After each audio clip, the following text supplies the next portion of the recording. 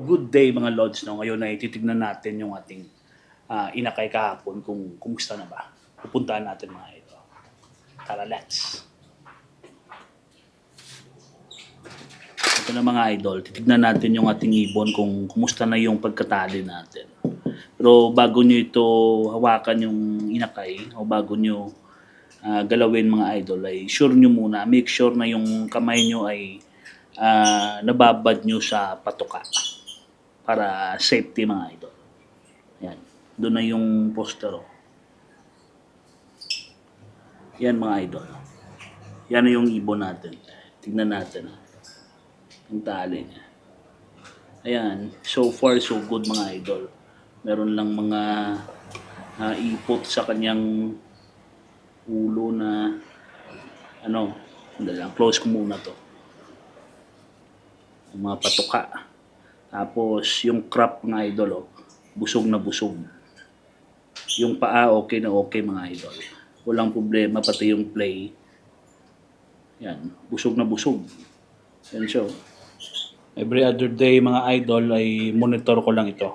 Or kung meron kayo dyan, monitor nyo lang mga idol. Yan, so far so good yung ating ibon. Walang problema mga idol. So sana ay bumalik ito sa ayos at mag-survive mga idol.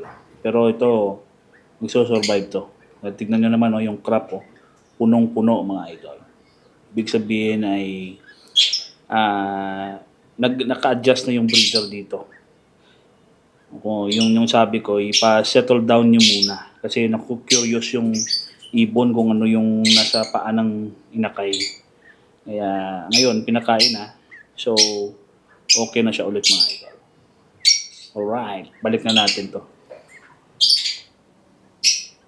Yun na mga lods. Kasama niyo na ulit yung mga kapatid niya. Yan. Okay, bye-bye. Yun mga idol, goods na goods yung ating ibon. Kaya yung kumpiyansa ako na magso-survive yun mga idol. Kaya abangan natin by next week, 2 to 3 weeks mga idol. Tignan natin ulit kung ano yung improvement ng paa ng ating munting inakay. Alright.